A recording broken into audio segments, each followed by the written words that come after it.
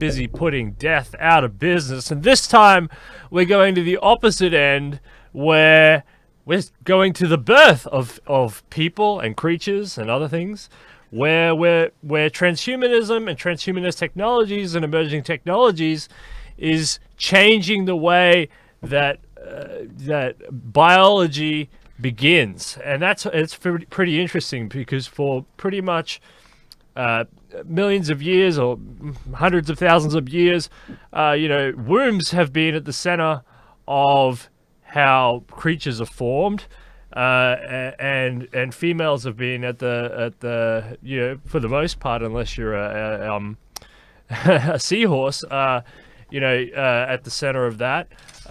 But now humans, self-directed evolution, are taking control of fertility and alleviating moral discussions in terms of artificial wombs, biobags, and others that are revolutionizing the way that fertility happens. And so for here we have three guests with us, maybe four or five, but for now, three have made it here with us right now, all over the world. We're coming in from all over the world. It's Ben Zion 2020. Thanks, Ben, for joining us. Quickly, just introduce yourself and your message to the population about what we're talking about today, which is biobags, artificial wombs, and other related technologies. Introduce yourself, who you are, and then we'll move on. Thanks, Ben Zion 2020. And you did mention that another guest may be joining us. We had a prospect for another further guest. I would have liked to have a women's studies and related disciplines approach to this question, because this is very relevant. It does start to look a little strange to only have men always discussing these matters as it relates to human beings. But I think that we can certainly save that for the next show. Yes, I am very excited to discuss this emerging fertility medicine in the context of specifically for conservation and practical matters. But we also might be able to talk about some of these things in further future or more hypothetical terms as it relates to human beings. And all of these are very exciting things that have been on my mind for many years. And as you mentioned, they are increasingly becoming things that are actionable, things that we might be able to use, thanks to the fine efforts of folks like Patrick Canchaya, our guest, and a small group of others who have spearheaded the use of this kind of technology in the laboratory. Thank you. We'll move on. Chuma, nice to see you here. Thanks for coming in. Can you explain who you are, your work? I said your name wrong. I say everybody's name wrong, so that's okay. I have a thing with saying everybody's name wrong. But your work and what you stand for and everything else, introduce yourself. And then, related to the topic that we're talking about, artificial wombs, biobags, fertility medicine, all the good stuff.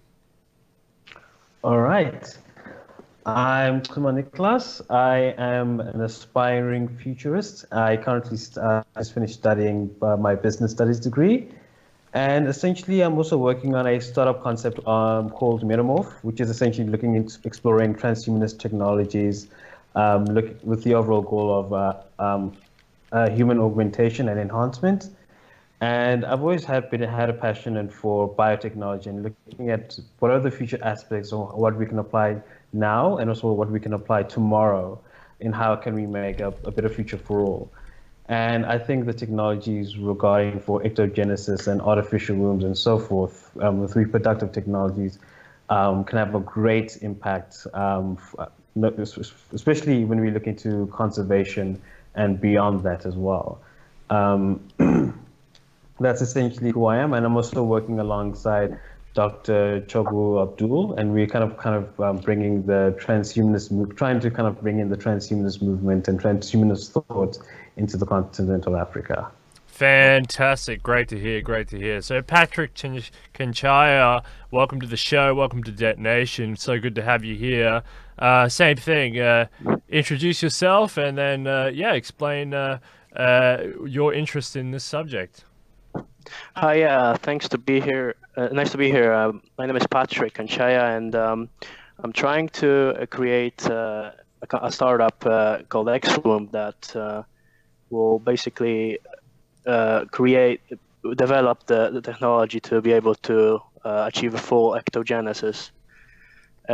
Whether at first it'll be in animals, and then hopefully it can be transferred to human ectogenesis. Which I believe will help humanity in a big way, because obviously people who can't have kids, couples that are infertile, Xwomb will help with that. Also, prematurely born babies, that's something that Xwomb would help with as well. And then many more things that are not yet ethically approved, but theoretically we can still talk about them. And definitely want to talk about those things later on. All right, yeah, we'll go to humans in a little bit.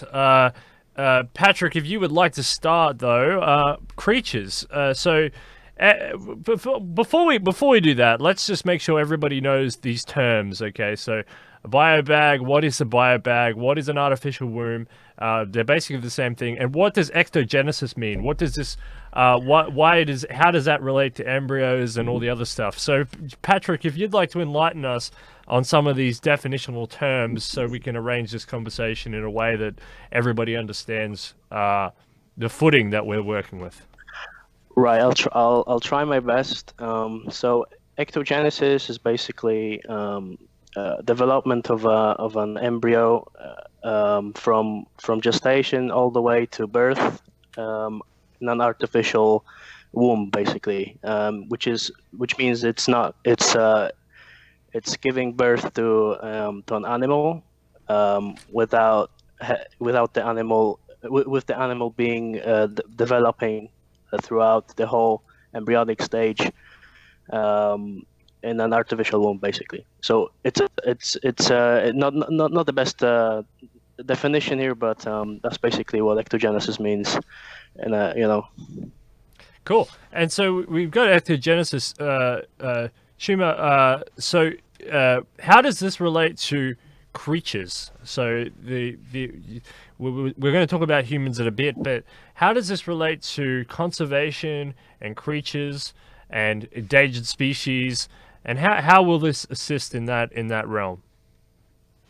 Well, regarding this technology, it will greatly assist in essentially the reproductive health in various of these species that are endangered.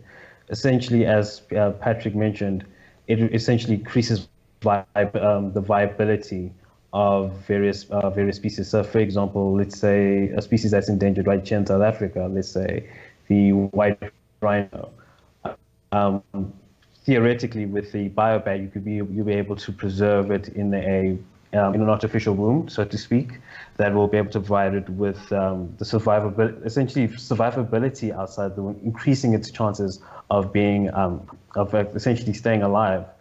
And I think the applications are very much great, especially when it comes to conservation and preserving various species, such as say for example rhinos and also elephants, and so forth. So it's all about moving beyond the concept of viability in various species. Fantastic. And we should remember, Ben's on.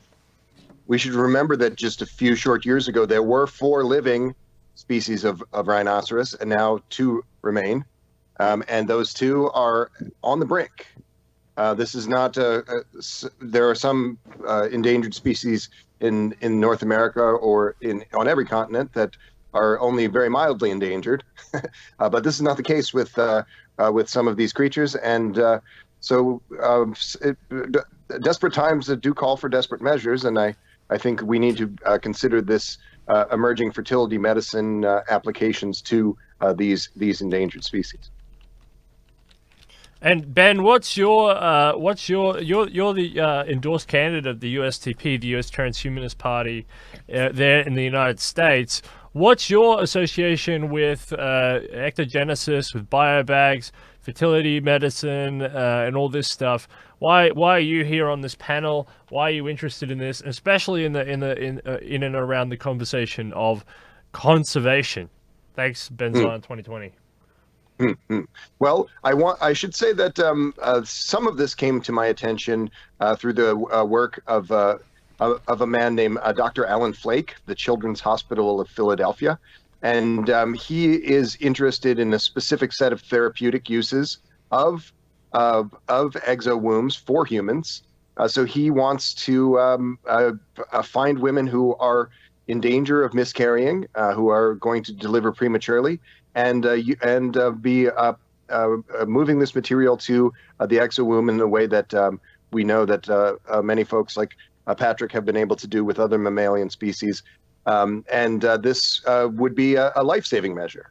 And nothing further. Mr. Flake has not expressed a strong interest in using this for full human gestation, but he is nevertheless a trailblazer in this area. But as a futurist politician, I am interested in keeping an open mind about these other uses as they are relevant or helpful. And I do believe that this kind of technology is a feature of women's liberation and human liberation. I think that the ability to have greater control over your own life choices is an important thing for human beings and for futurists. And I think that exowombs would allow for a great degree of freedom there. But I do understand that people have reservations about this. And I do also think that it is a very worthwhile undertaking to focus on these therapeutic uses for humans, and also to focus on these issues around conservation, which is to some degree at the center of what we're discussing here today. Patrick, you said that once you achieve full ectogenesis, that'll change everything basically. How do you formulate what you're doing at Exwomb with conservation, the environment, endangered species like the rhino? Does your work have any impact on that topic? Oh yes, definitely. Ectogenesis and animals will basically allow us to probably even retrieve species that went extinct, because currently there's no way. Basically, if you have an artificial womb, you're able to create an embryo out of simple samples of stem cells, for example, and you don't need a host. Sorry, I'm hearing myself very badly here. You're able to you would be able to bring back species that went extinct, because you do not need a host mother of that species to be present, since you have a machine. Basically, it would be a machine that would replace the whole period of pregnancy, from a petri dish into a biobag, supplying nutrients and oxygen, and disposing of the waste, and then eventually giving birth to an animal that perhaps was extinct for a while, for years. Patrick, I gotta ask, what species do you think, in the next few years, if this technology could come around, what species do you think they could bring back in the near future that is currently extinct?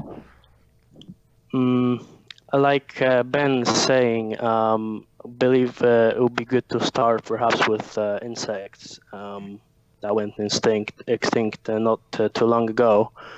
I'm not personally. I'm not involved that much in this area, but I'm very much interested in in it, because obviously it's something that the public, I believe, will very much appreciate, bringing back species that go extinct. But I could, yeah. So I'll say like Ben, like I had a discussion with Ben previously. Extinct insects will be a good start, and then you can progress into mammals, into reptiles, and so on. Fantastic. Ben, you were trying to chime in there? Oh yes. Well, I wanted to just say that what Patrick described is a very exciting prospect, and the moment before when I will speak to the protocols for these de-extinction of egg-laying insects as well in a moment.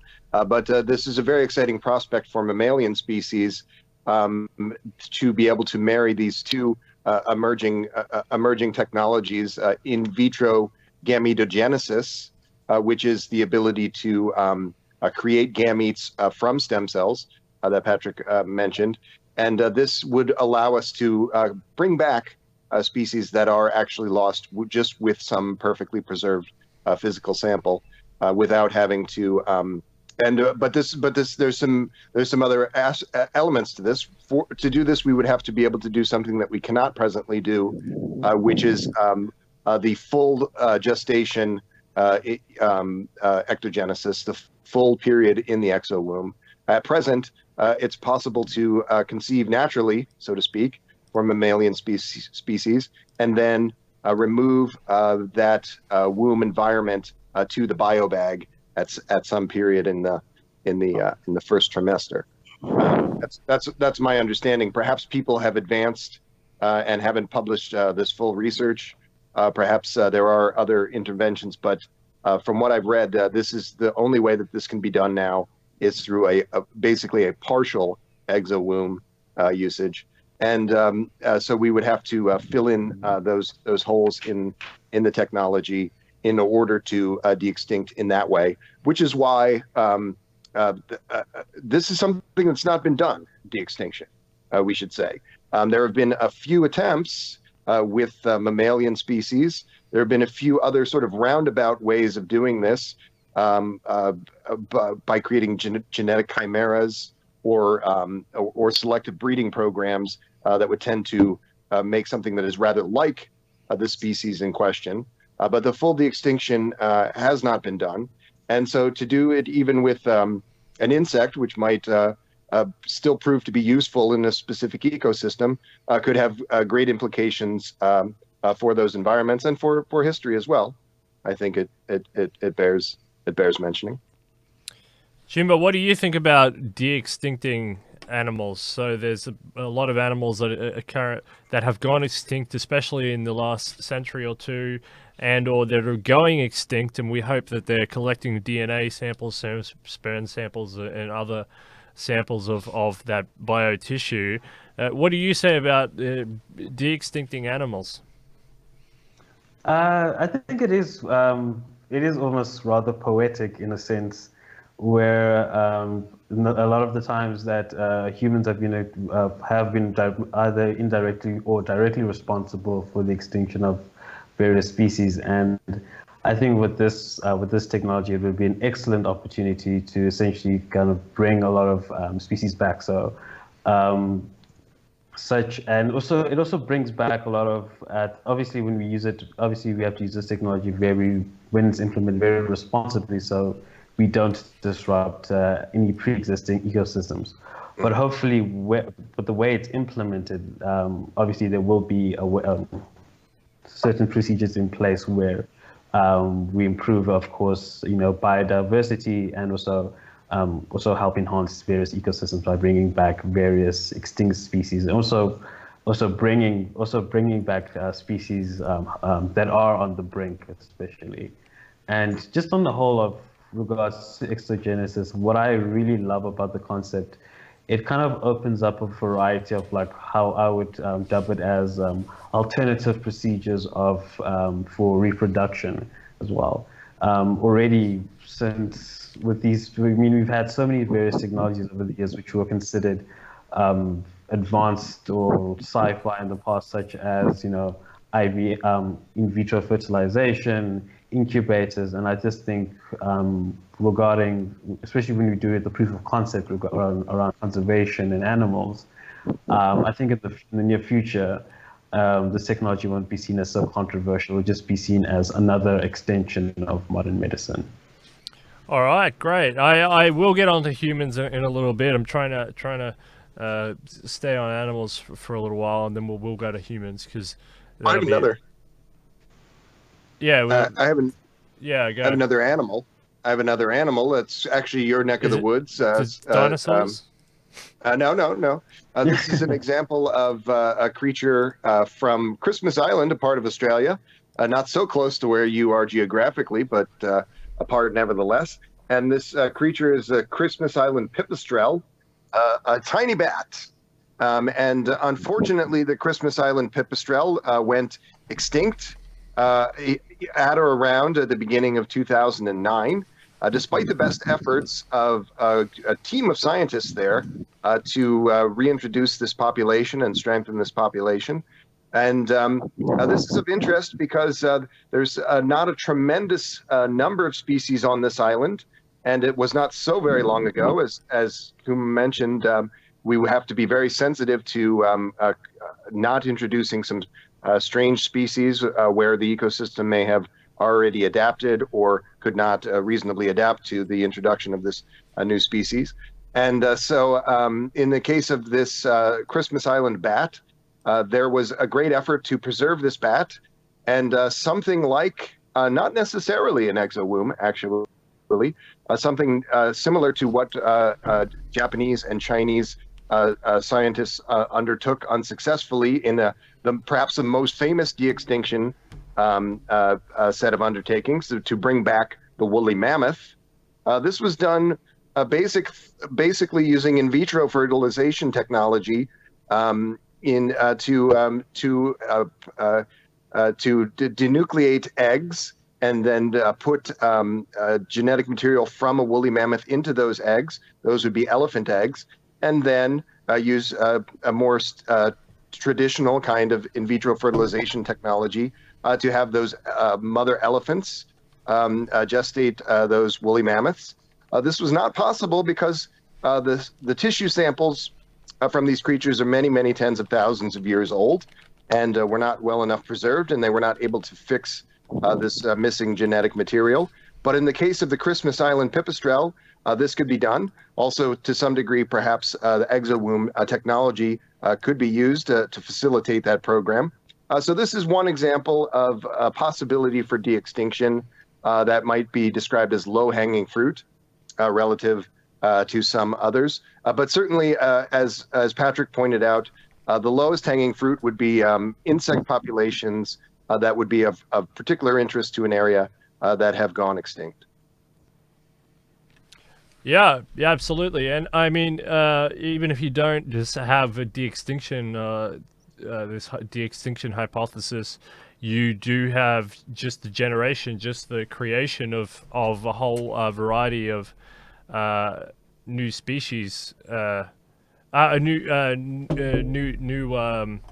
new life. You could just produce more life. So if you have an underpopulated, so for example, in that bat, right? If you wanted to enhance the population of that bat, you could have birthed more bats while the species was still alive, and strengthen that population artificially that way. So it doesn't have to always relate to de-extincting animals, but also relieving females of the pain. So, for example, in lions, like for mammals, especially slow-producing mammals, platypuses, and other mammals that take a long time to produce a single specimen, you could enhance that population artificially and grow out that population artificially using exogenesis. So that's very encouraging as well. It doesn't have to always be de-extinction purposes. Yeah, and the de-extinction is the most really probably a controversial thing relative to more ordinary conservation efforts, but at the same time, it's something that should at very least be on the table in certain instances. One that people one that relates to Australia. You probably know, Steele. It's one of the most famous cryptids in the world is the Australian wolf, that marsupial wolf that has been extinct for about a century. That is one that people Tasmanian have tiger. expressed. Yeah, yes, the Tasmanian tiger. That sort of wolf-looking creature. That's one that people have expressed a lot of interest in finding a way to restore that. That's one that there's a lot of speculation as to whether it really did go extinct the time that folks stopped seeing it. As is often the case, creatures might become less visible because of concerns for their environment or concerns for sort of remaining hidden from humans, but might actually not be fully extinct. There was a famous insect. Speaking of insects, so one use for the kind of technology that Patrick and I alluded to with restoring these egg-laying species would be the European honeybee, which is one of the most critical species on Earth that is very endangered. It's not limited to the European continent, but and other honeybees. And another insect species that was believed to be extinct was I believe it's called. You'll excuse me. It's a giant Indonesian bee, and it has a particular name, a person's name that it's referred to by. But it's this giant Indonesian bee. It really looks like a creature from a horror film because it's quite large and it's an insect. But this bee was believed to be extinct for 3 decades, but then it was rediscovered only just in the last year or so. And there's a lot of examples of creatures that are not often seen but still may exist. And there's of course a whole a field that is sometimes regarded as a little bit veering into pseudoscience and the cryptozoology that's dedicated to determining which of these creatures do still exist. And Patrick, how would that look if we were going to artificially create and grow out a bee species, for example? What type of device or what type of bag or what type of contraption is that? How do you do that? How do you grow out an insect species? I'm trying to imagine the device, and because it's easy to imagine for mammals or for humans, or those worms are easy because they're relatable. But what does an insect bag look like, or what does it look like? I don't know. Yeah, so for egg-laying species, it's a very, very easy process since they do not need a womb. They just they develop inside an egg. So you could take an example of a chicken. Farmers do this all the time. They take a chicken egg and a bunch of chicken eggs, and they use an incubator. That's only purpose is to keep the right levels of humidity and the right temperature, and rotate the egg by 90 degrees every 24 hours. Do that for a couple of days, and you will hatch chickens. There is no need for an artificial. For egg-laying species, it should be quite a straightforward process. But I'm referring to just pure conservation of species that already exist, that are alive currently, yet they are going extinct. I have to admit, this is also a very so-called low-hanging fruit for us to grab, because you basically that will involve a bio bag, obviously, and we could easily acquire an embryo of that species and go on from there, we would only need to develop the process from creating the embryo all the way to about, in humans it's 6 months or 7 months, and to gestation is where a human baby can develop without a womb. So using humans as an example, the embryo can develop for about 2 weeks or over 2 weeks, and then it needs to be transferred into a biobag. So it can develop in a petri dish, and then it needs a biobag up until 6 to 7 months gestation, and then so we basically, the challenge would be to bridge that gap, as Ben said as well previously. All right, so I want to. Oh, sorry, did you saying something, Patrick?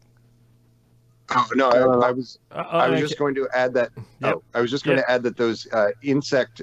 You can buy these basically just add water insect kits that could have some small scale conservation implications. So the point being that there's very little concern with the preservation and setup of some of these things as it relates to these egg-laying insect species, so that is very much the path of least resistance, the low-hanging fruit there as far as de-extinction. And also it bears repeating that even though these are smaller creatures that have in a certain light, a simpler kind of a set of reproductive mechanisms, that they are still critical to ecosystems, and their loss is felt as much or more as some of these larger mammalian species that we do take an interest in as a society. Ben, why just finish up on animals, and then I'll move along the line, and then we'll move on to humans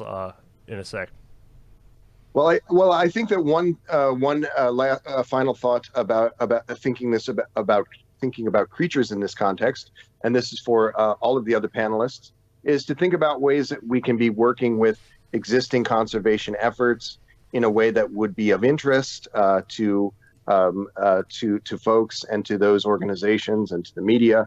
And I think that so, for example, finding ways to strengthen a specific population short of de-extinction. Some of these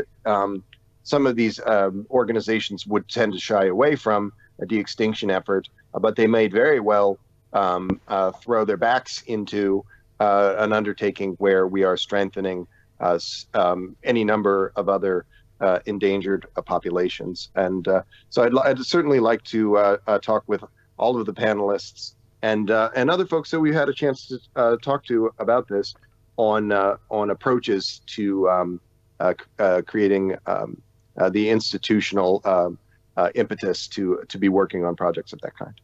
Thank you very much. Shima, what would you like to say about creatures, summing up of creatures before we move on to humans? Anything you'd like to add, or I didn't ask you, or I missed, or whatever? Thank you very much.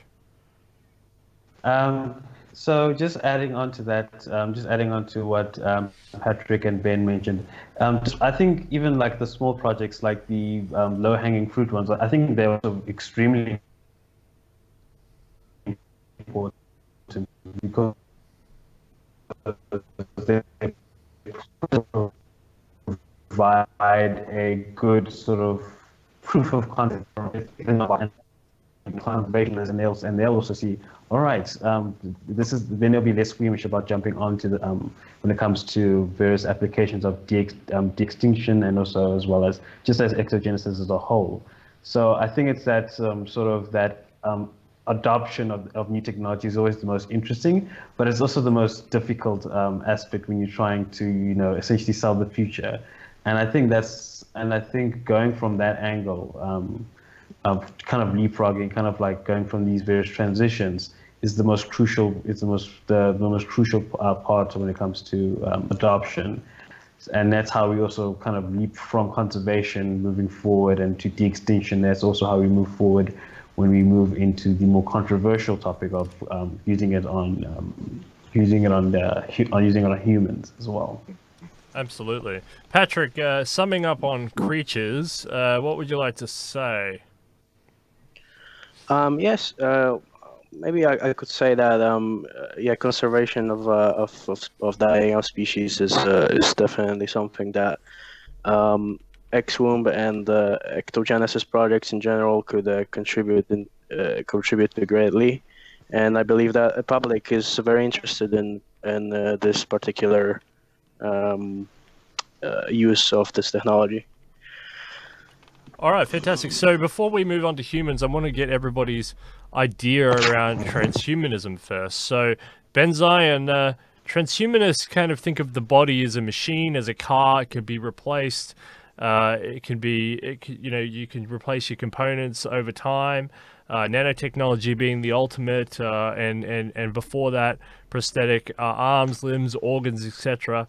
How do you see the body, the human body, as it relates to transhumanism and its mechanical part like is it mechanical, and and do you think that has an impact on, in relation to artificial wombs? Do you understand what I'm saying? Yes, yes. Well, I do want to say that I feel, and I think this is a sentiment shared by people cross-culturally, almost the world around, that the human form should be regarded as, in some sense, sacrosanct. We want to, as much as we want to advocate for morphological freedom for transhumanists, we want to preserve morphological freedom for human beings. And this is an important matter. And I don't think that it's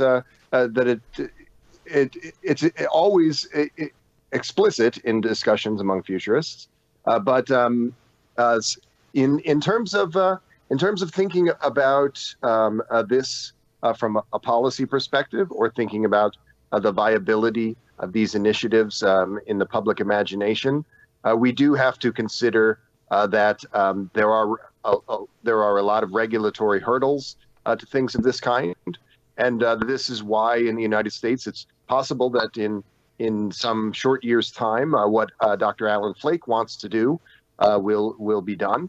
But perhaps in that same time frame, even if the technology has advanced, we might not have the option to do a full ectogenesis, a full exo-womb gestation for humans. There are a complex set of legalities there in the United States. But I have spoken to folks, and I won't mention them by name, but some prominent individuals who have expressed an interest in being this first human being to be a parent to a child who is grown in this full exo-womb gestation. And I do believe that is an important first, because as I said, this is an extension of women's rights and human rights to have these kind of options when they can be done safely and responsibly. Absolutely. Chuma, what do you think about the fact that transhumanists see the world through, and you know this, you're mainstreaming transhumanism there in Africa, but they see the body, the human form, as a mechanical device somewhat, and something that can be upgraded, augmented, changed. How do you see that in relation to artificial wombs?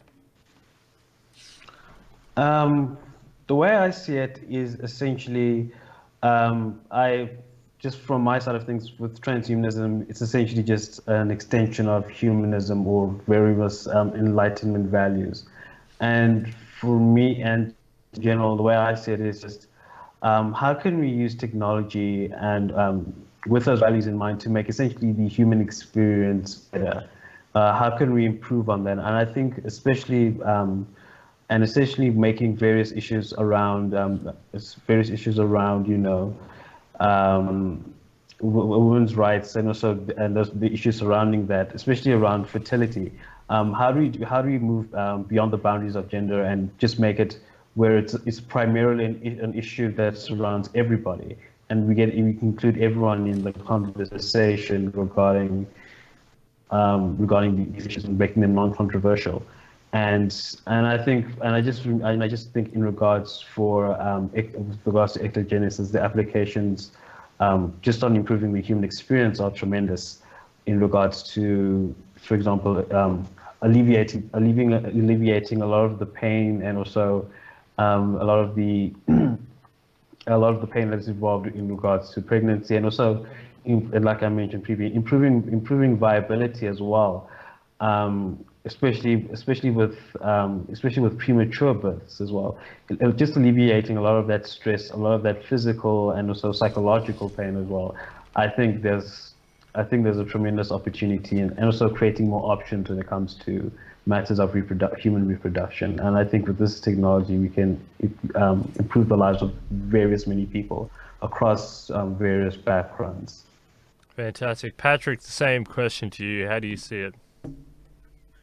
Well, my interest in the transhumanist movement is I'm very interested in. Well, I see the way I see humanity progress is obviously augmenting our bodies, and eventually, first of all, through perhaps gene therapies, like many people try to do, or just gene therapies or gene editing.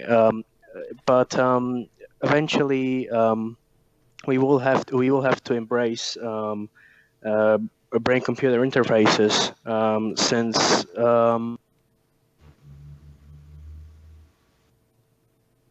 is going to become a different species. It's going to become a species that is going to be superior to us. The way I see it is if humans are able to merge with AI, and perhaps every individual will have the chance to become AI, which would mean digitalizing their brains. Personally, I like the transhumanist movement because I'm very interested in human life extension and anti-aging medicine and technology. That's my view on transhumanism. Cool, thanks. I'd like go Ben. Yep, no problem. I'd like to continue to riff on what Patrick just said, in that there's a lot of emerging technology that we're looking at in the course of the 21st century. There's a lot of technology of the 20th century that was not utilized to a high enough degree, to my mind, and a lot of this has to do with people not having the political will to see this implemented, and this has. We can't point to an exact number, but this has an impact on folks' quality of life today, not being willing to embrace emerging technology to the highest degree. And to this end, I've sort of formulated a sort of impactism kind of theory, wherein I feel that futurists should look to these technologies, particularly those that might be controversial, and try to see that they are advanced in the public consciousness, even if this leads to some kind of popular backlash. Because if we look at all of these technologies in the aggregate and try to advance them in this impactist sense, most of them will have some effect on the marketplace, even if there is some kind of short-range backlash. And we should think in these terms of seeing that techno progress is served to the highest degree, and that involves being willing to take some risks. So this is why, even in the example of a de-extinction, it may not have a tremendous impact on the marketplace or on the scientific literature, and yet it might change people's thinking and so advance futurist ends in other ways. Thank you. So, Chima, so what I was going to ask you is, because I'm going to go around the room, I was going to ask Ben, but then he's chimed in, so let's start with you.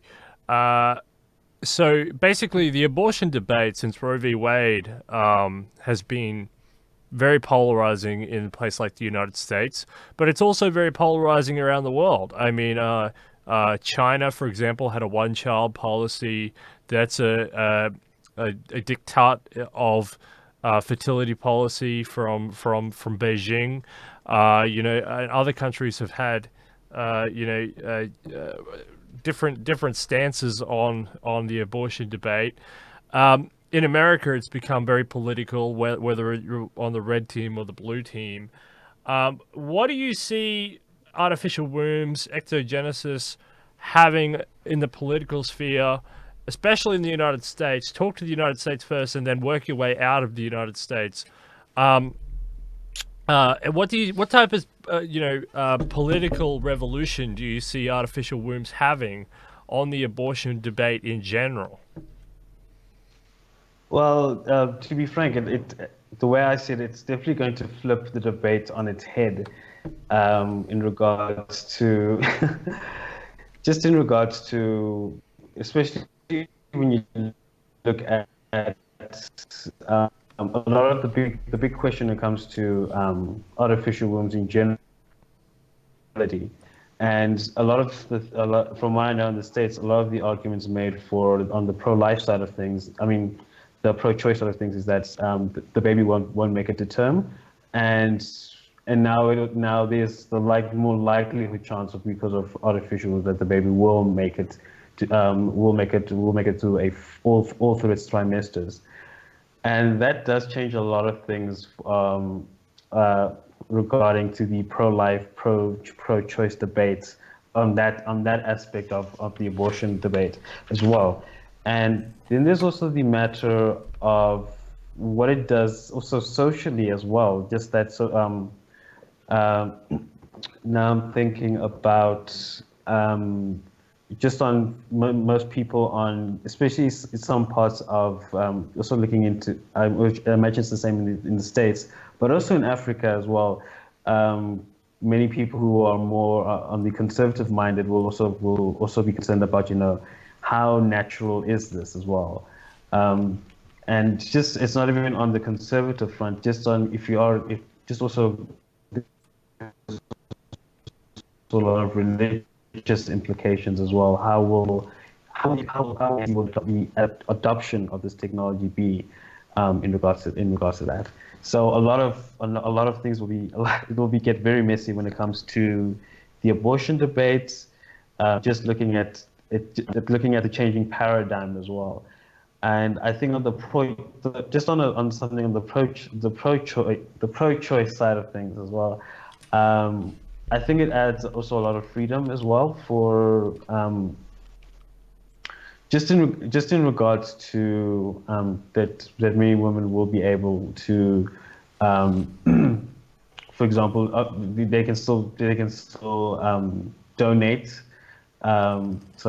hold up children for adoption that they're still very much more liable to. So a lot of things, the way I see it, a lot of things stay the same, but a lot of things will be radically changed around the debate. But there's still going to be a lot of talking heads in regards to the abortion debate.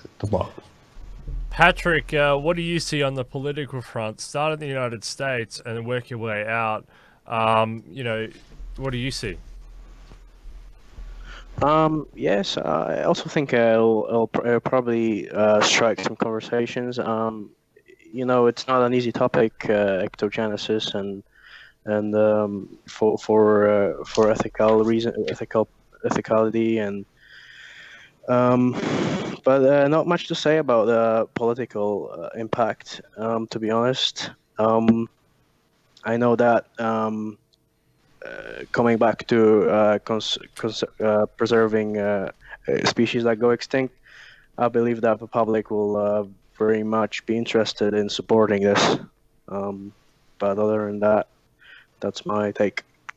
Thank you. Benzo in 2020, you're there in the heart of the dragon.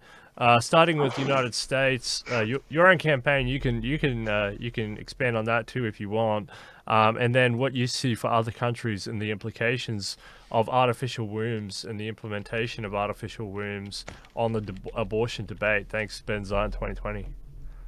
Yes. Well, I should say that our friend Zoltan Istvan recently had an op-ed in the New York Times. It was published in August of this year. And it describes, and he's written other articles on the subject in the past, and it describes this precise set of exo-womb concerns as it relates to society and the abortion debate.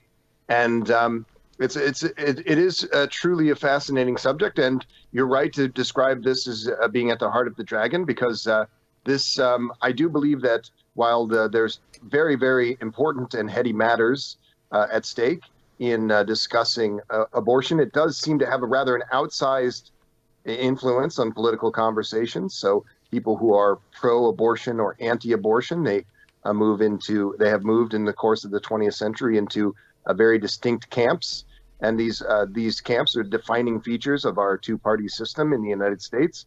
And while these are important matters, there are many, many other matters that are also important that don't seem to get quite as much airplay. Zoltan Isfin's piece describes this consideration, and it also describes some other things. So, for example, in 1971, a noted pro-choice thinker, a woman named Judith Thompson, described that while abortion should be legal, that in a more idealized set of technological frameworks like the ones that we are moving into, that a woman should not necessarily have the right to terminate that fetus, but rather should only have the right to remove the fetus from her own womb. So that, of course, was not possible at that time, but it is increasingly possible today. And so this is something that we might consider. And it has, as Kuma alluded to, implications for a sort of potential schism between more, let's say, more 21st century minded conservatives and paleo-conservatives. So you can imagine paleo-conservatives who are quite afraid of anything that is remotely unnatural, being upset by this prospect of bio-wombs, of exo-wombs rather. And but you can imagine that these more 20th century minded anti-abortion hardliners in the United States, all of these people would probably all be described as Christianists, almost to a person.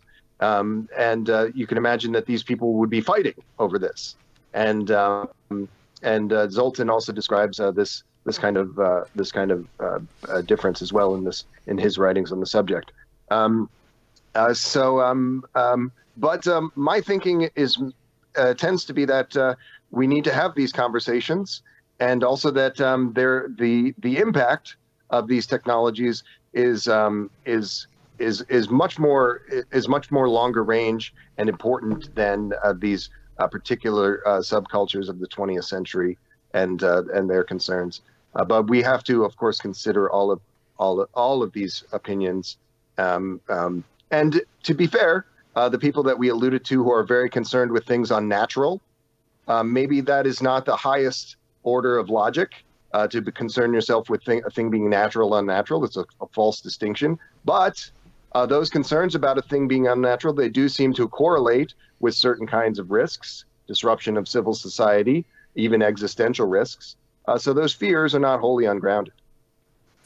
Thanks for that answer. That's a good answer. So, Chuma, what does this mean for society? You know, what does this mean for females? We don't have a woman here to explain her side of the story, but there's the variety of things that come to mind. You know, they would be spared the physical pain of birth, the economic loss. You know, they always talk about the pay gap or the wage gap or whatever, but you know, mostly.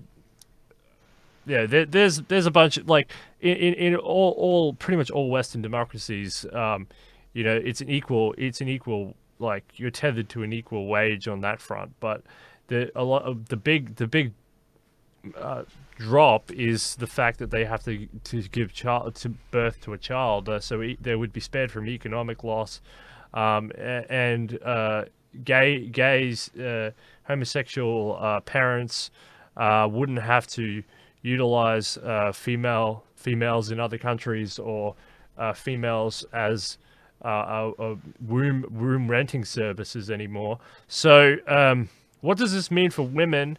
How do you think women will react to artificial wombs changing their job skill set, or how do you think women will react, and what do you think women's reaction will be on a whole, and all that? All right. So, all right.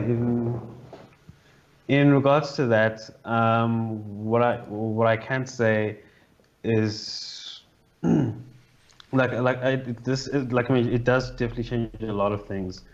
Um, for example, we also have to completely rethink paternity and maternity leave is also a major factor as well. And I think when it comes to just designing these sorts of technologies and the way it's implemented, especially looking at more of an African context, here what myself and Dr.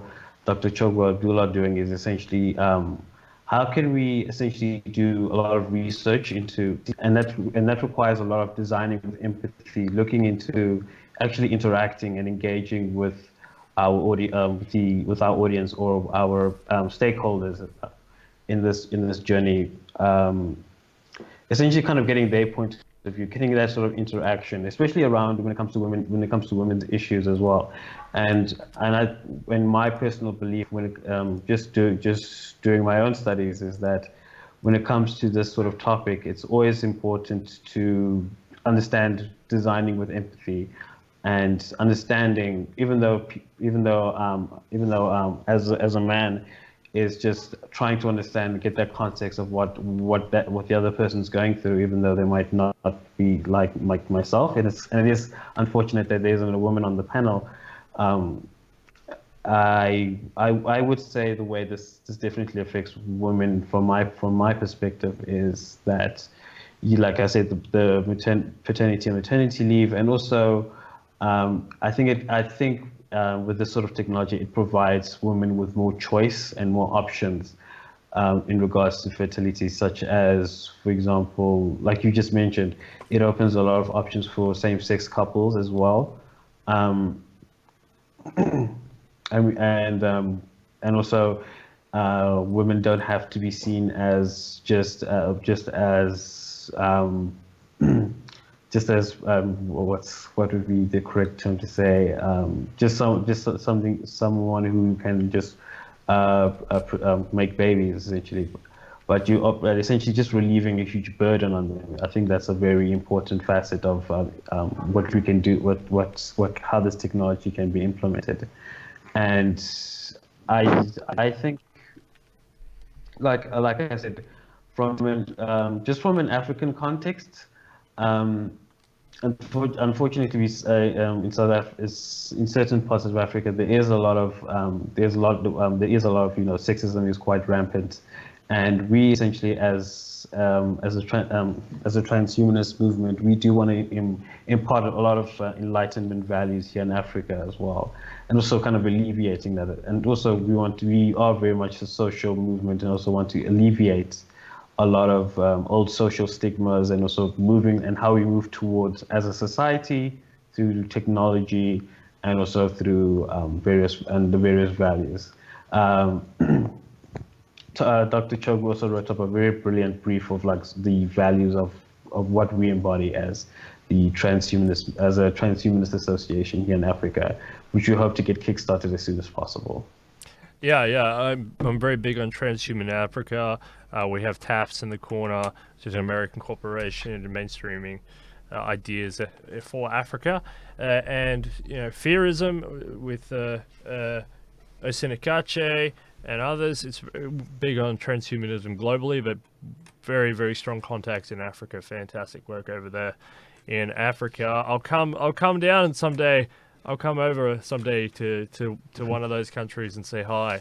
I should have went. Look forward to it. I should have went when Tom Ross went. I should have went that time. Patrick, social implications. Women. What do you think? How do you think women are going to react? How do you think? Do you think it's a huge burden off their backs? What do you think? Yes, so I do believe that artificial wombs will have a huge impact on couples that are infertile, can't have babies. Current solutions are perhaps using a host mother, which is not the optimal way of doing this. I personally have an uncle that has been in a 10-year marriage that where he could not have kids, which has ended recently. So I can definitely see that artificial wombs will have huge impact there. Also, also artificial wombs will enable of the same sex to have children from their genetic makeup, which and also on top of that, artificial wombs tie into prematurely born babies. I mean, this technology will be also applicable to embryos that are in danger of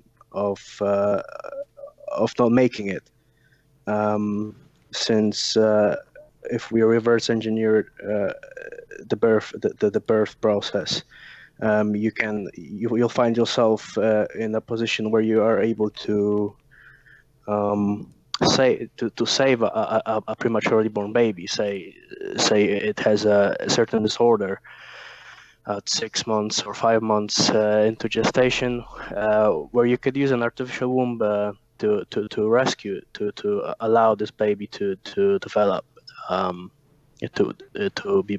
be born basically, instead of obviously dying. So yeah. Yeah, thank you very much. Ben Zion 2020, women. Yes. Well, I do believe that, and to address some of these concerns, the concerns that Solzhenitsyn mentioned in his article about seeing that that this is truly something that does enhance women's rights and human rights. Akuma alluded to this also, that we should consider maximizing the role of women in this kind of discussion.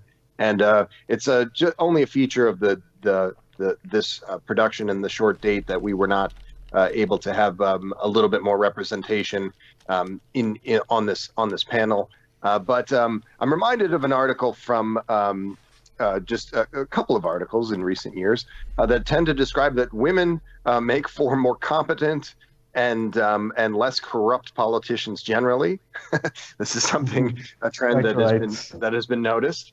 And that also decisions of this kind, particularly as it relates to something that has larger implications for the female experience than the male experience, this should be a question that is decided overwhelmingly by women scientists and politicians. So I've said what I would like to see happen with respect to the use of exowombs and the idea that this will lead to greater freedoms. But this is also a question that has to be put to society. And I think I would not be as excited if this question were decided largely by male representatives. So I think that we certainly have to consider that. Yeah, and it's something I'd like to see within the USTP. Obviously, women are encouraged to speak up on all issues, and they don't need my encouragement to speak up on any of the issues. But on this issue in particular, I would love to see more active engagement, more active involvement from USTP women and the USTP female officers standing up and being inclusive of a male voice as well, obviously, but definitely standing up on this topic and bringing all the arguments and all the rational discourse straight to the fore in a calm, rational way. But the USTP, this is something that they can get right, and it can be used as a model for all the other political parties and organizations in the United States, and therefore beaming out to the rest of the world. So that would be really good to see. Look, as we move along, we're getting more and more genetic engineering happening, and something that is coming down the line, if not already here in some sort of stages, is designer babies. Patrick, do you see artificial wombs and exogenesis as a way to assist in this concept of designer babies? Yes, most definitely. But I do not see a problem with creating designer babies through just everyday, just normal pregnancy. But yeah, I do think that artificial wombs would contribute here in some way. But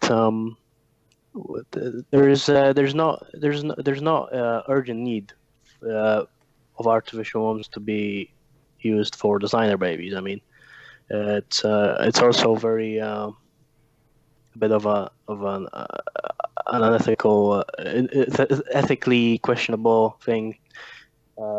Yet I've been reading that in Asia they've been giving approvals for different for messing with the human genetic code before birth.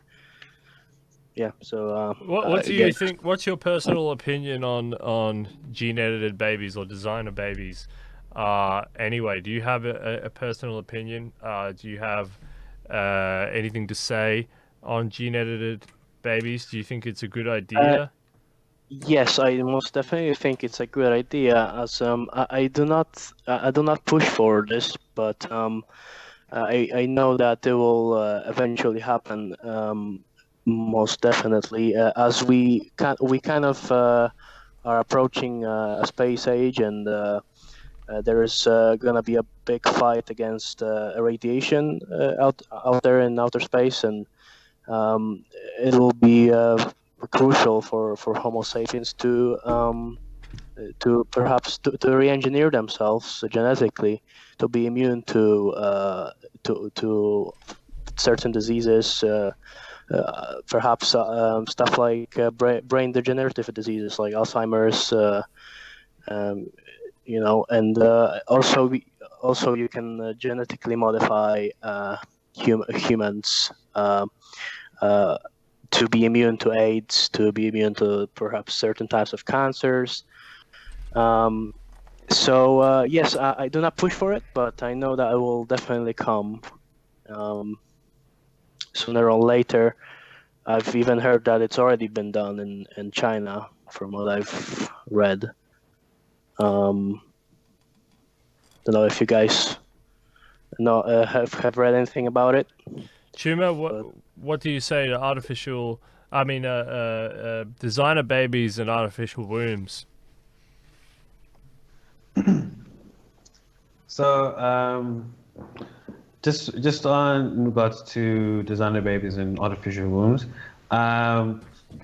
technically, I'm not really an authority on the various technicalities of that, but I do think that they could be potentially a great facilitator of that.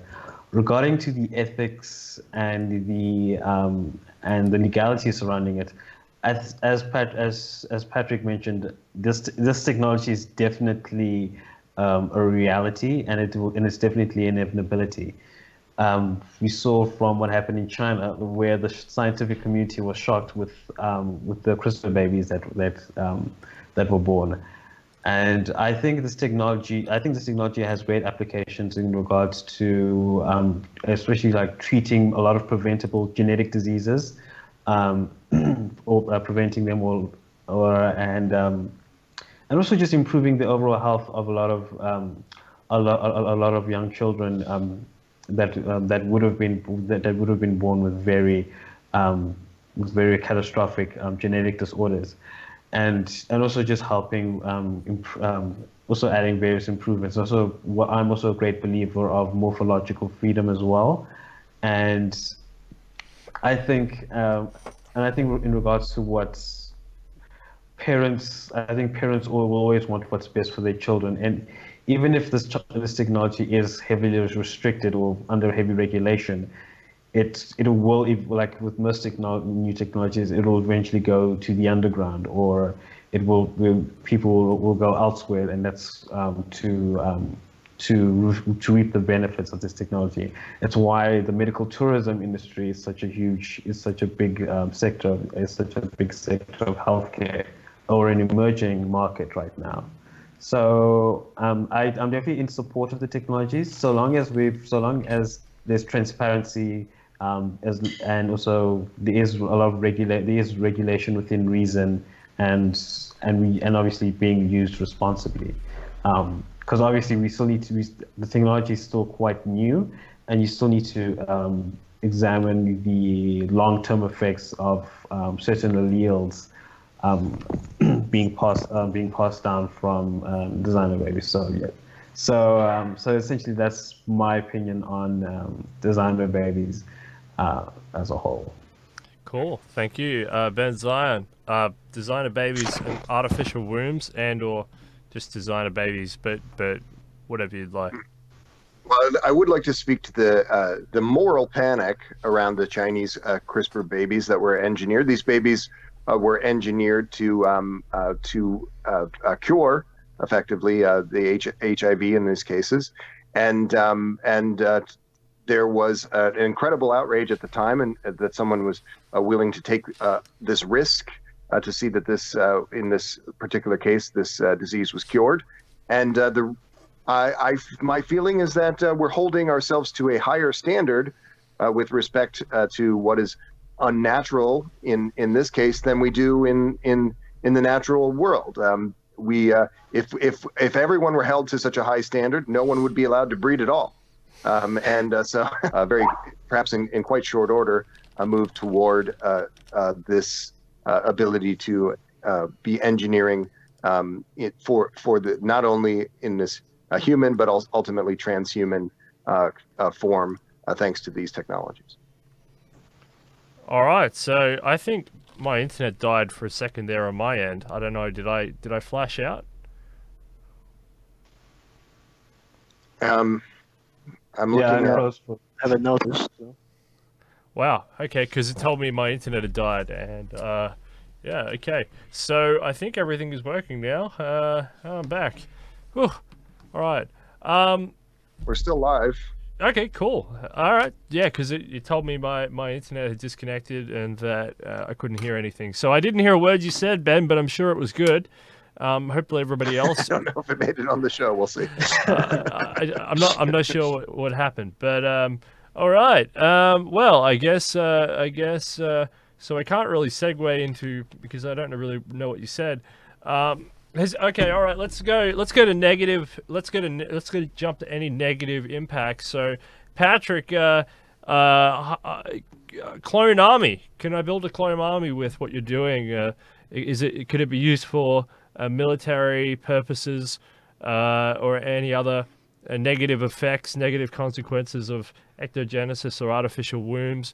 Could you build dangerous creatures and grow like dragons or something, or mythical creatures eventually? Is there any negative impacts with artificial wombs that you're worried about, or are there constraints and guidelines, and what do you say to negative consequences, impacts? Well, there's definitely strict constraints and guidelines to in terms of what you can and can't do. Referring to, say, the military using this technology, I mean, they can, if they really tried, they can have clones without artificial wombs, using host mothers. But yes, there's definitely some sort of risk here in terms of just people that are unregulated of cloning other people. Yet you can still do that without artificial wombs. So, but what I like to bring up real quick is a story out of Australia, where a couple gave birth to a little child that had an immune system disorder, and it needed tissue-matched cord blood transplant.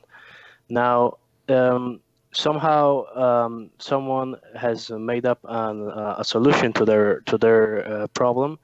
They've proposed for the couple to have a so-called savior sibling, and which means they basically agreed to have a IVF embryo created using the egg and sperm from obviously from their stem cells, and then the embryo was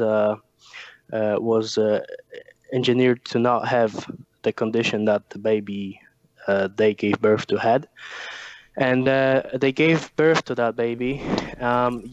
But what the crucial bit is here is that they've preserved the blood from the umbilical cord to help its brother, to survive and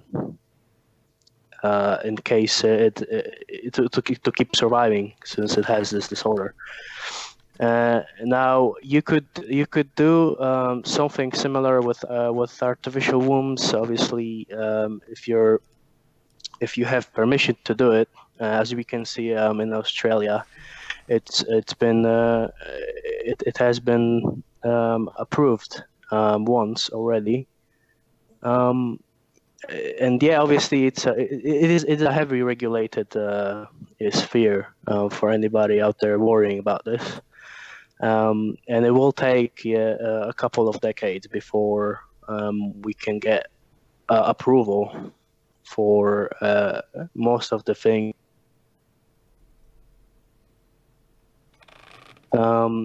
Yet certain things about this technology are gonna be very in demand once the public sees that we have access to this technology. And so, yeah, there is a risk of it going. First of all, there's no way of preventing this technology. I don't think of happening within at least the next century. Yet it's there is a risk. There's always a risk of it going into the wrong hands or just going underground. Yet I do not believe that there is such great danger of creating any kind of dragon or a human hybrid that would be dangerous in any way. There is much more dangerous technologies out there that we shall keep an eye on, I'm sure, like engineering bioweapons just in a lab. I believe that's much more dangerous than what artificial wombs has to offer. So yeah, that's my take. All right, fantastic. Chuma, negative consequences, clone armies, whatever you want to go. Negative consequences, unforeseen things, black markets, crazy scientists. What do you want? I think maybe one negative consequence. It's a potential one. It could be maybe this could also widen the divide. There could be more concerns of widening the divides between the haves and the have-nots in regards of who has access to this sort of technology, and also, and like I mentioned, the gap between the rich and the poor. Yeah, just definitely. depending on, and also, like, in case of if there are any nefarious purposes in regards to or applications of ectogenesis and this technology as a whole, and just any new emerging technology, I think this is also it's more of a matter of good governance. Government essentially, and also the authorities should their job primarily should be, in regards to this sort of thing, is help facilitate innovation and research and at the same time ensure that essentially that all the people, society as a whole, is protected from various immoral practices and also various nefarious purposes that could hurt society at large. So so that's kind of my essentially my 2 cents on just on the matter of any negative consequences of artificial and ectogenesis as a whole, and also let's see. I can't really comment on potentially creating on creating clone armies and such, but I think it's just from a moral standpoint, it would and as a society, it would be wrong of us to maybe like produce produce new children at large just for the purposes of enacting violence or and such other purposes. So that's essentially it. That's it from my side in regards to that. Benzion 2020, do you see any negative consequences? Well, that's definitely one that Kuma has alluded to. The prospect for a state action of this kind. So, for example, using a lot of exowombs to grow super soldiers or something. That's an upsetting prospect, and something that's not outside of the outside of the realm of possibility. Looking at government programs the United States or some others have undertaken. I would say that generally, calling back what Patrick said, it's really important and perhaps bears repeating that we not fall into thinking about these things in terms of popular tropes. I'm a big admirer of a filmmaker named David Cronenberg, one of my favorite filmmakers, and yet I would not necessarily encourage people to think of his films as informing reality on subjects of this kind very much, David. So resisting the urge to think about this as a horror story for human beings, and rather think in terms of real risks, like the ones that Patrick described, being able to engineer new kinds of bioweapons. That's a more serious concern than some of the concerns that were described in the comments today about bringing back creatures and how that would affect people or animal populations. And similarly, I don't see a tremendous amount of downside to engineering humans in this way, except that it will appeal to these Cronenbergian fears, or but in actual practice, these sorts of things, I believe, will be overwhelmingly positive, and but we do have to consider that there could be strange implications, as in the cases of corporate or government secrecy around such things. All right, that's fantastic. Yeah, I'm very interested in ectogenesis in artificial wombs. I think it's a fascinating topic, and the super soldiers thing is kind of interesting, but government policy has been sort of genetically engineering their own soldier states for centuries now. Well, 100 years in my country at least, through cultural impacts. It's a fairly simple recipe. You have a recruiting pool. You recruit the best the best people for the job, which means they all pool together.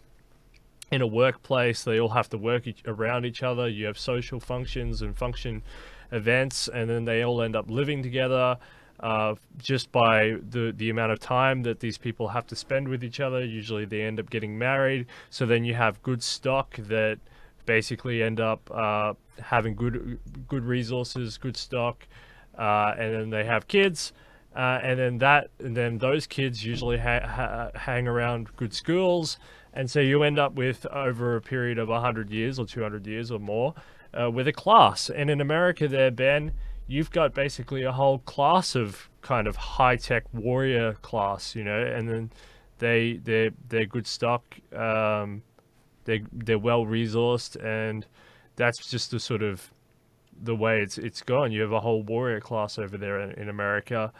We do have that here too in Australia, and you end up, that's just a very slow policy that's been happening through the military ranks.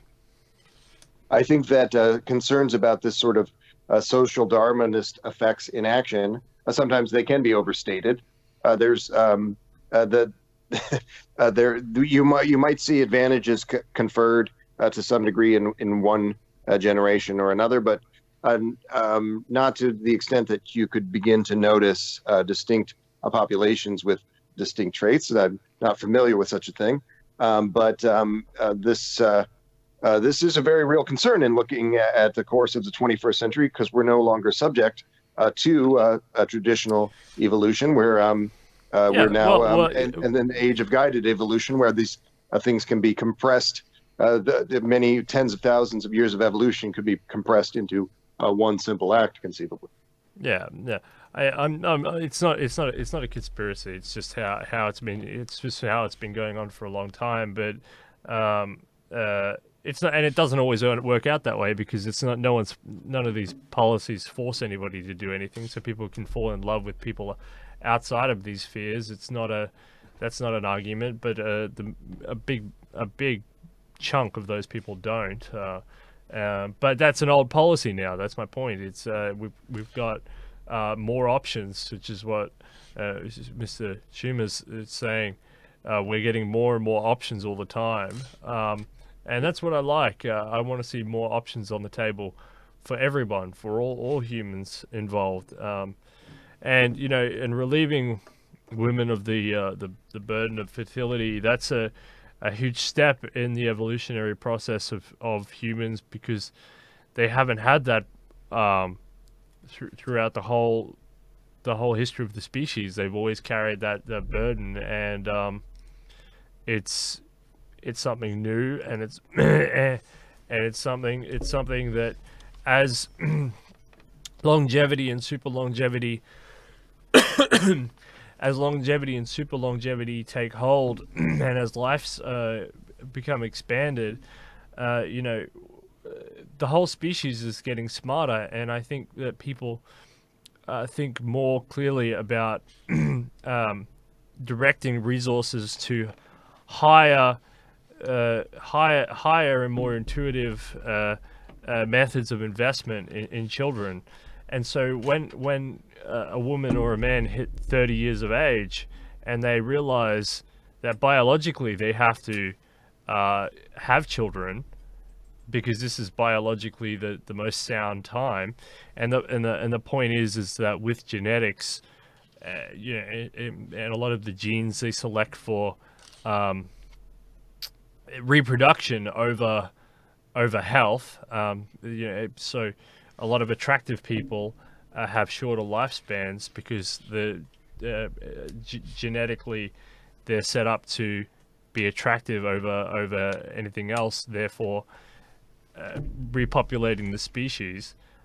So I think, like, the human species is, even though that we're getting smarter, we're living longer, our genes and our old Darwinistic primitive programming internally is pushing us to still have children at these artificially young ages of 30 or 40, and I think this sort of ectogenesis idea, artificial wombs idea, will mean that as super longevity and longevity take over, as humans start to live beyond 150 years old, 200 years old, etc., they won't have to think about having children when they're 20 or when they're 30 or when they're 40, which actually, when you actually think about it in the context of what a human life is, it all sounds relatively young. I mean, having children in your 20s, when you think about the fact that the average lifespan is now 80, it sounds young. It sounds young. These young people are having children. These children having children.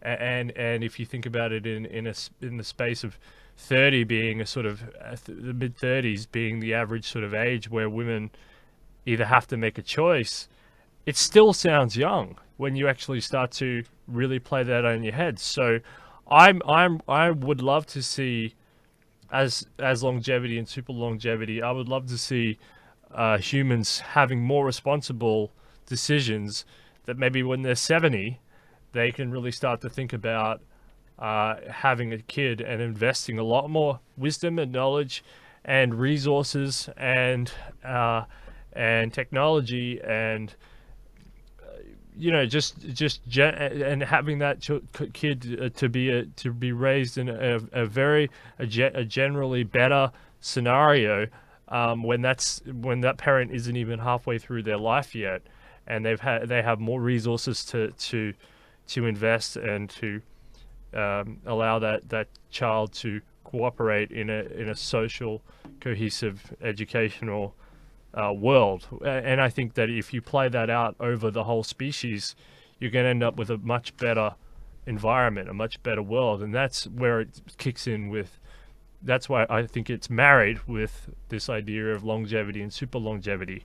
But until we get longevity and super longevity coming along with what Patrick was saying about genetic engineering for space travel and stuff, until we get that, it's going to be, we're still tethered to this relatively young rate of high turnover of reproduction, which is a difficult decision in an age where we've actually had to push young people into mountains of debt in order to actually just reproduce like at that rate, because they have to make a choice, either do it or don't. And I think that's quite disturbing, where what we've done to that species, as what we've done to our species in that way. But it's not our fault.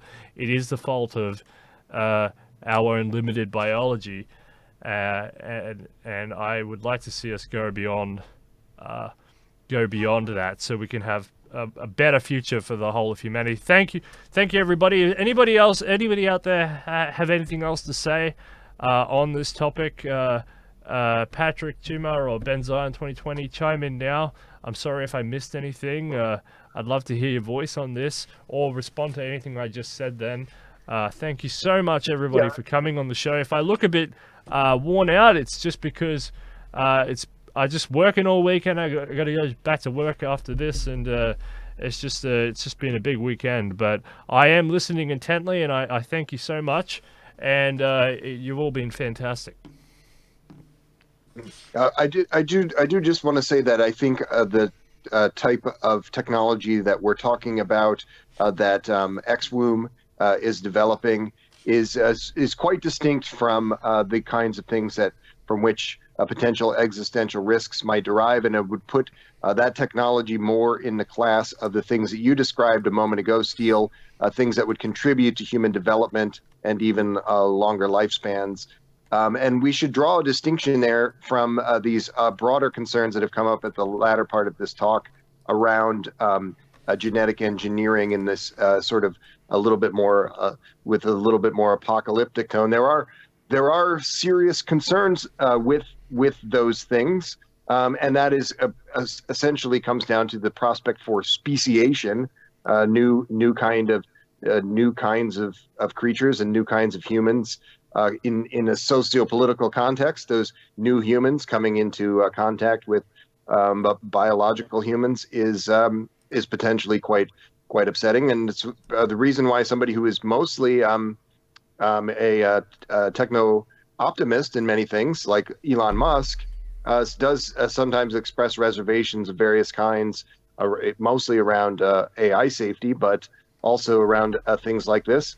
And it's a big motivator for someone like that to want to move some of these colonies to another planet, because this can be occurring a little bit more in a sandbox at some remove from earthbound ecosystems.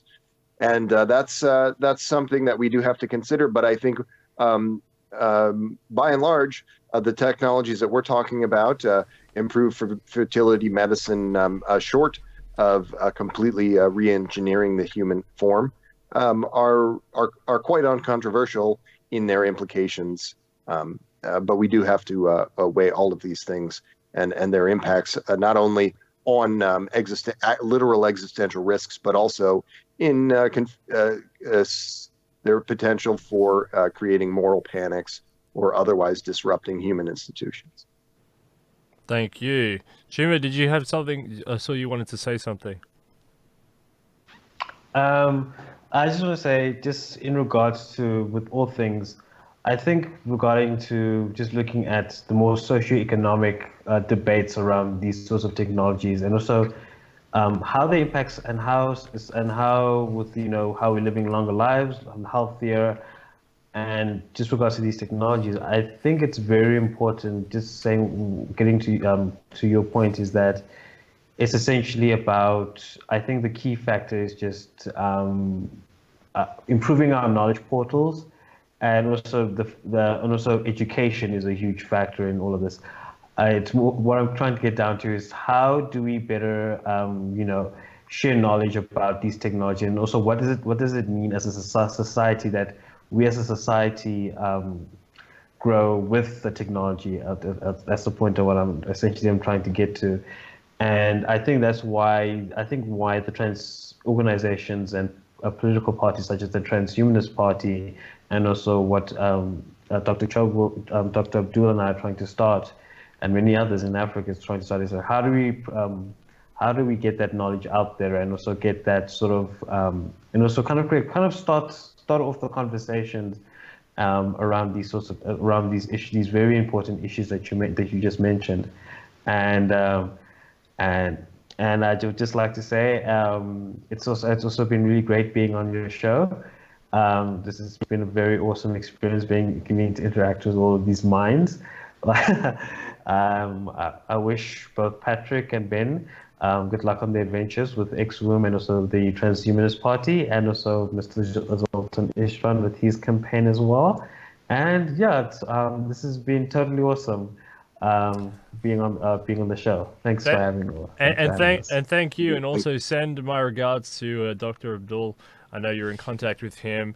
You're both invited back on whenever you want. I'd really love to see you back on, and we can talk about other things, and also more specific to whatever you're doing there, mainstreaming transhumanism in Africa. We're all very honored and privileged to have you on. Thank you very much. And again, sorry I'm so flat. I'm just trying to.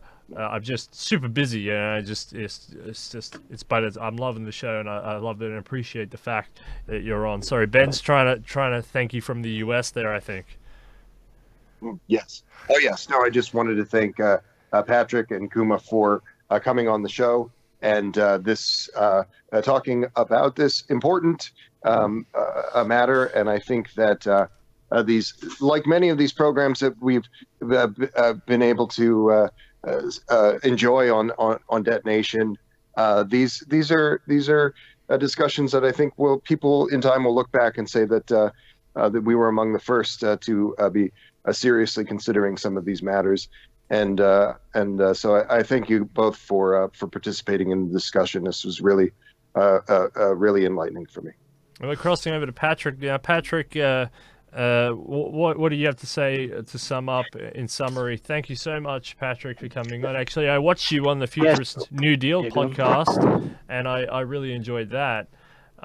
Thank you so much. Is he gone? Where is he?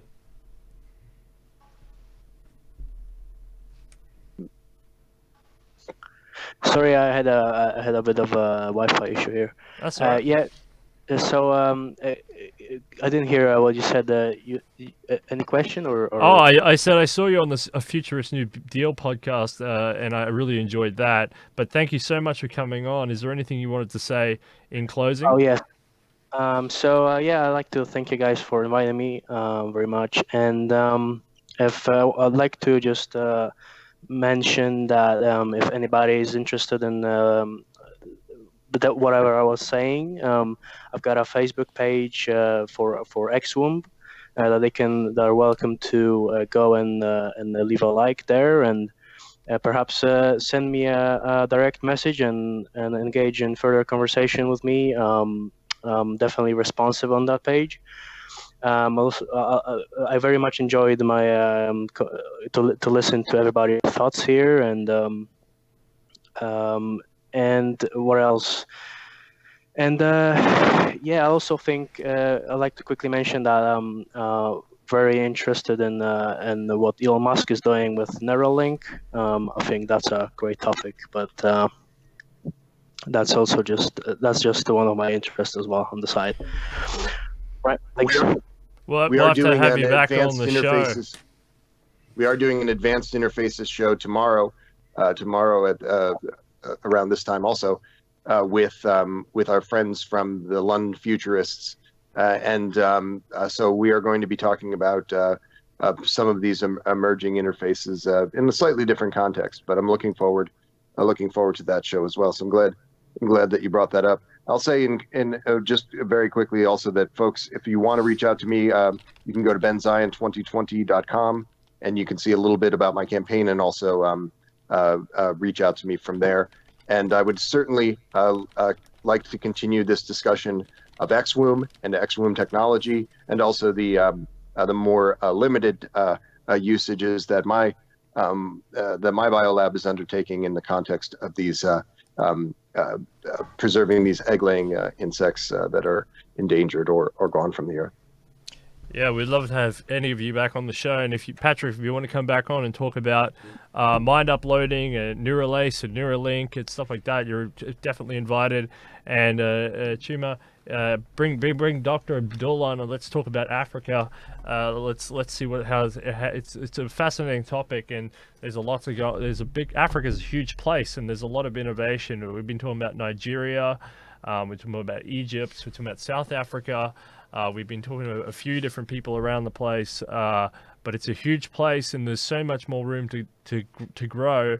And with Africa, what we always say here at Detonation is that we want to skip their development curve. We don't want them to go through the industrial phase. We want them just to skip that and go straight to the technological information age, so that they don't have to, develop in a dirty sort of way, and that's better for the environment and better for Africa. Yes, very much so. I very much look forward to that conversation. Fantastic. Thank you again. Thank you very much. Thank you, everybody, and that's Detonation, when we're mainstreaming transhumanism. That's artificial wombs. Thank you, everybody. Cheers. Yeah. Cheers. Thanks.